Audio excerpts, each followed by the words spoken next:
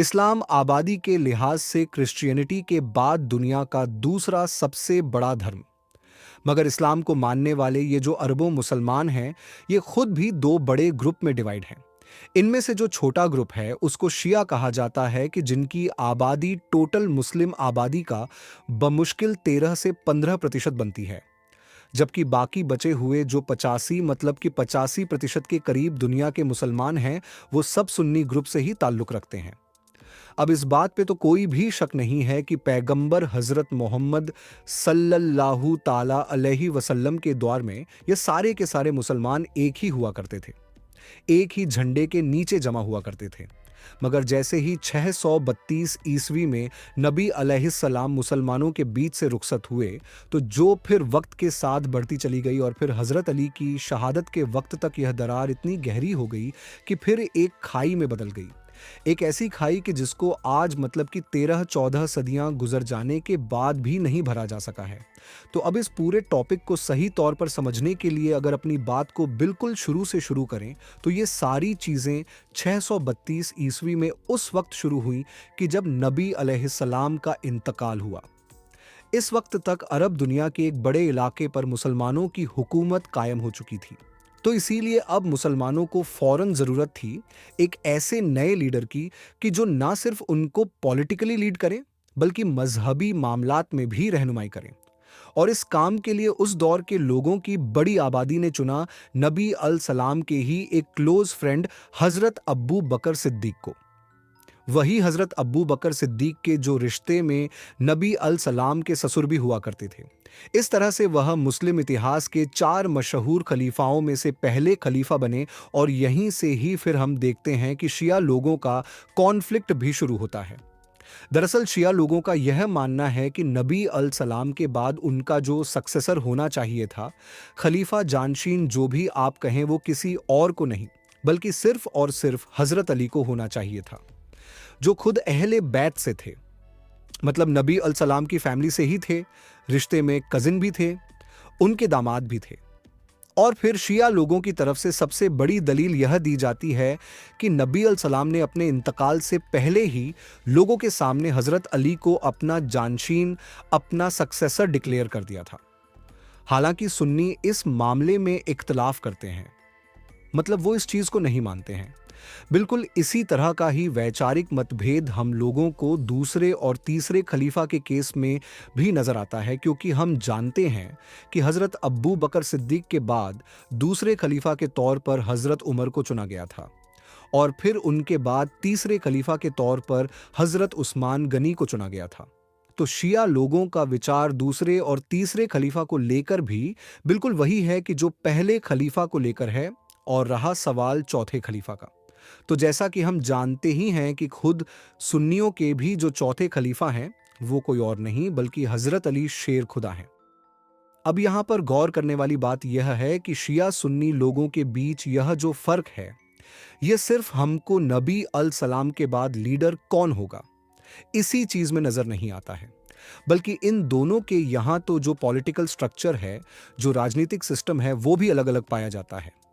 जहां एक तरफ सुन्नी लोगों में हम देखते हैं कि नबी अल सलाम के बाद खिलाफत का सिस्टम कायम हुआ, एक के बाद एक 4 खलीफा हुए, और उसके बाद यह खिलाफत का सिस्टम भी खत्म हो गया, और बिल्कुल वैसे ही बादशाहतें शुरू हो गईं कि जैसे दुनिया के बाकी इलाकों या बाकी धर्मों में पाई जाती हैं। तो वहीं दूसरी तरफ शिया लोगों में हम देखते हैं कि खिलाफत की बजाय इमामत का सिस्टम नजर आता है, और शिया लोगों के लिए उनके इतिहास के जो सबसे पहले इमाम थे, वो थे हजरत मौला अली शेर खुदा।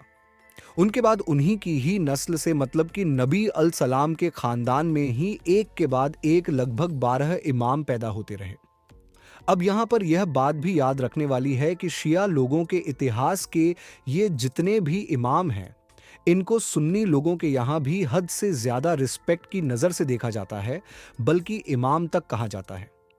मगर उस पॉलिटिकल कॉन्टेक्स्ट में इमाम नहीं कहा जाता है कि जिसमें शिया लोग कहते हैं।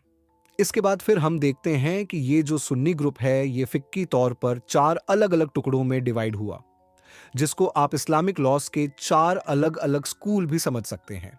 इसमें से पहला ग्रुप है हफी की, जिसके फॉलोअर्स आज के दौर में मेनली इंडिया, पाकिस्तान, टर्की या सेंट्रल एशियन कंट्रीज में पाए जाते हैं। दूसरा है शाफई कि जिसके फॉलोअर्स मेनली इंडोनेशिया, मलेशिया या फिर ईस्ट अफ्रीका में पाए जाते हैं। तीसरा है मालिकी कि जिसके फॉलोअर्स आपको आज के दौर में नॉर्थ और वेस्ट अफ्रीका में मिलेंगे। चौथा है हमम्बली कि जिसके फॉलोअर्स मेनली सऊदी अरबिया या आसपास की जो बाकी अरब कंट्रीज हैं वहां पर पाए जाते हैं। अब इतिहास में वक्त के साथ बिल्कुल इसी तरह का ही डिवीजन या इससे थोड़ा बहुत अलग तरह का बंटवारा हमको शिया ग्रुप में भी नजर आता है। अब वो किस किस तरह का बंटवारा था और कब कब हुआ, इस चीज को समझने के लिए हमको इमामों के इस फैमिली ट्री को देखना होगा।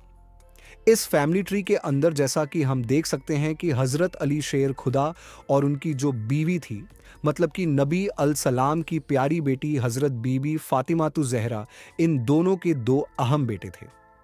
एक थे हजरत इमाम हसन और दूसरे थे हजरत इमाम हुसैन।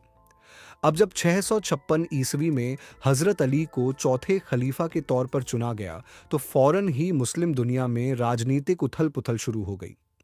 यहीं से मुस्लिम हिस्ट्री की पहली सिविल वॉर का भी आगाज हुआ। खास तौर से सिफीन की वो मशहूर और खूनी जंग भी लड़ी गई कि जो हजरत अली शेर खुदा और अमीर शाम हजरत मुआविया के बीच हुई थी। मुस्लिम दुनिया की यह सिविल वॉर और यह उथल पुथल अगले कई सालों तक यूं ही चलती रही और इसी उथल पुथल के बीच फिर एक दिन इब्ने मुलजिम नाम के खारजी ने हजरत अली को शहीद कर दिया। उनकी शहादत के बाद उनके बड़े बेटे मतलब कि हजरत इमाम हसन को उनके सक्सेसर, उनके जानशीन के तौर पर चुना गया। उन्होंने अगले लगभग 6 महीने तक खिलाफत को संभाला, मगर फिर मुस्लिम दुनिया के बिगड़े हुए हालात से परेशान होकर मुस्लिम दुनिया में पीस लाने के लिए हजरत अमीर मुआविया से एक डील की और खिलाफत को खुद ही छोड़ दिया। और इस तरह से अब पूरी मुस्लिम दुनिया के हुक्मरान बन गए हजरत अमीर मुआविया। जी हां, हुक्मरान ना के खलीफा, क्योंकि यहीं से ही इतिहास में खिलाफत खत्म हो गई थी और मुस्लिम दुनिया की पहली बादशाहत का आगाज हुआ था। अब जहां तक सवाल शिया ग्रुप का है, तो जैसा कि हमने पहले ही जाना कि शिया लोगों के यहां पर खिलाफत नहीं बल्कि इमामत का कॉन्सेप्ट है, तो इसीलिए उनके पहले इमाम तो हजरत अली शेर खुदा थे। उनकी शहादत के बाद उनके जो बड़े बेटे हैं मतलब कि हजरत इमाम हसन, उनको दूसरा खलीफा चुना गया और फिर हजरत इमाम हसन के भी रुखसत हो जाने के बाद उनके जो छोटे भाई थे मतलब कि हजरत इमाम हुसैन, उनको तीसरे इमाम के तौर पर चुना गया। और फिर इसी दौर में ही मुस्लिम इतिहास का एक हद से ज्यादा खतरनाक वाक्य पेश आया। 680 ईस्वी में जब मुस्लिम दुनिया के हुक्मरान मतलब कि हजरत अमीर मुआविया की वफात हुई तो उनके फौरन बाद उनके बेटे यजीद ने गद्दी को संभाला और अपनी हुकूमत को लेजिटमाइज करने के लिए अहले बैत के उस दौर के जो सरबराह थे मतलब नबी अल सलाम के खानदान के जो सरदार थे हजरत इमाम हुसैन, उनसे बैत मांगी। मगर हजरत इमाम हुसैन ने यजीद के हाथों पर बैत करने से इनकार किया, जिसके नतीजे में फिर करबला का वो खतरनाक और दर्दनाक वाकया पेश आया कि जिसके बारे में हम सभी ही बड़ी अच्छी तरह से जानते हैं। हजरत इमाम हुसैन के करबला में शहीद हो जाने के बाद उनके जो बेटे थे हजरत इमाम जैनुल आबदीन, उनको चौथा इमाम चुना गया। ये जो हजरत इमाम जैनुल आबदीन थे, ये करबला के मैदान में हजरत इमाम हुसैन के बच जाने वाले इकलौते बेटे थे। इन्हीं से ही फिर आगे चलकर हजरत इमाम हुसैन की नस्ल भी आगे बढ़ी थी। मगर फिर एक अरसे के बाद जब हजरत इमाम जैनुल आबदीन ने भी इस दुनिया को अलविदा कहा तो फिर यहीं से ही शिया लोगों के यहाँ भी एक बंटवारा नजर आया। दरअसल हुआ यह था कि हजरत इमाम जैनुल आबदीन के जो एक बेटे थे जिद, उन्होंने अपने द्वार में यह जो बनु उमैया का खानदान था जो मुस्लिम दुनिया पर हुक्मरानी कर रहा था, इसके खिलाफ तलवार उठाई थी। मगर वह अपने इस मकसद में कामयाब नहीं हो सके थे और फिर नतीजे में सल्तनत बनु उमैया के जो हुक्मरान थे उन्होंने इनको इनके साथियों समेत शहीद कर दिया था। हजरत जिद की शहादत के बाद अब कुछ लोग ऐसे थे कि जिन्होंने इनके फादर मतलब कि हजरत इमाम जैनुल आबदीन के बाद इन्हीं को ही पांचवा इमाम मान लिया, जबकि ज्यादातर तादाद अभी भी उन्हीं लोगों की थी कि जिन्होंने इमाम जैनुल आबदीन के बाद अपना पांचवा मतलब कि अगला इमाम जिद की बजाय एक और जो दूसरे बेटे थे मतलब कि हजरत इमाम अल बाकिर, उनको माना। तो अब लोगों के जिस छोटे ग्रुप ने अपना अगला इमाम हजरत जद को मान लिया था, वही आगे चलकर जदिया कहलवाए। जी हाँ, अब वही जदिया मुसलमान कि जो आज के दौर में यमन के अंदर पाए जाते हैं और जिनसे निकलने वाली फौज को ही दुनिया में आज अंसारुल्लाह या फिर हूती कहा जाता है। मगर क्योंकि जैसा कि हमने आपको बताया कि यह तो एक बहुत ही छोटा ग्रुप था, वरना मेनली तो लोगों ने हजरत इमाम अल बाकिर को ही अपना अगला इमाम माना था। और यह जो हजरत अल बाकिर को अपना अगला इमाम मानने वाला बड़ा ग्रुप था, इसी को ही आगे चलकर 12 शिया कहा गया। मतलब कि 12 इमामी शिया। आज के दौर में ईरान, इंडिया, पाकिस्तान जैसे दुनिया के ज्यादातर इलाकों में दरअसल यही शिया लोग पाए जाते हैं। हजरत अल बाकिर के बाद इनके जो बेटे थे हजरत इमाम जाफर सादिक, उनको अगला इमाम चुना गया। हजरत इमाम जाफर सादिक के बारे में एक खास बात यह भी है कि जिन 4 सुन्नी ग्रुप के बारे में हमने आपको बताया था, उनमें से जो 2 ग्रुप हैं, मतलब कि हफी और मालिकी, उनके जो इमाम हैं, मतलब कि हजरत इमाम अब्बू हनीफा और हजरत इमाम मालिक, इन दोनों का ही हजरत इमाम जाफर सादिक को उस्ताद मतलब कि टीचर माना जाता है।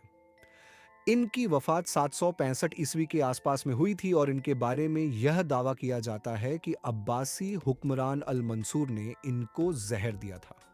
मगर इनकी वफात के बारे में जो सबसे अहम चीज है जो आपके लिए जानना जरूरी है, वो यह है कि इनकी मौत के साथ ही फिर शिया लोगों में एक और डिवीजन नजर आता है और यहां से जन्म होता है इस्माइली ग्रुप का।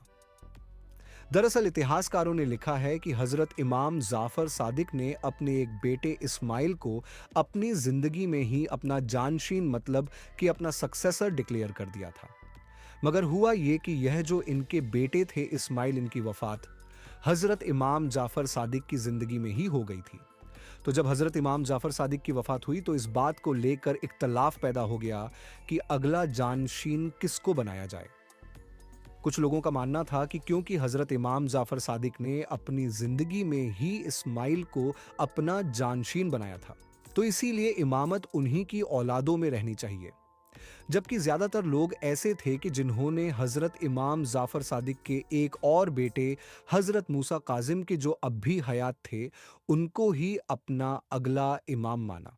तो अब जिन लोगों ने उनके बेटे इस्माइल और उनकी औलादों को चुना, मतलब इमामत उनकी औलादों में मानी, वही लोग आगे चलकर इस्माइली शिया कहलाए।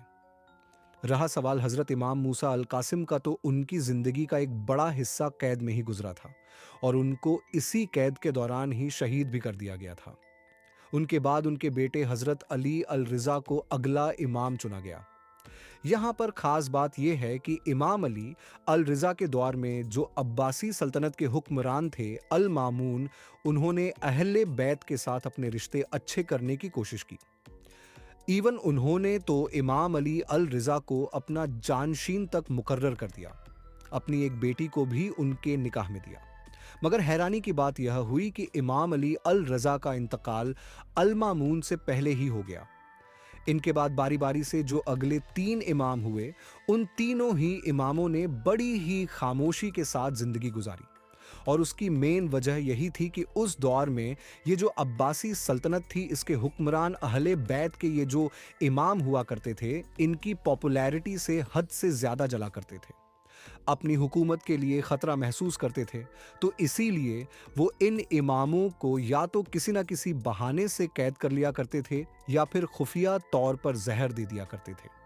फिलहाल अब अगर आगे बढ़ें तो 874 ईस्वी में जब 11वें इमाम हसन अल असरी का इंतकाल हुआ, तो एक बार फिर से यहां पर कॉन्फ्लिक्ट पैदा हुआ। उसकी वजह यह थी कि हसन अल असरी बिना किसी जानशीन के इस दुनिया से रुखसत हुए थे। बस इसी मैटर पर इख्तलाफ की वजह से ही बहुत कम वक्त के अंदर ही उस दौर में लगभग 20 अलग अलग ग्रुप वजूद में आ गए थे। हालांकि अगले 50 से 100 साल के अंदर ये सारे के सारे ग्रुप खुद ही खत्म भी हो गए थे और सिर्फ एक ही ग्रुप बाकी रहा था, और वो था 12 इमामी ग्रुप। जी हाँ, वही ग्रुप की जो आज मैनली दुनिया भर के अंदर पाया जाता है और जिसको हम लोग 12 शिया भी कहते हैं।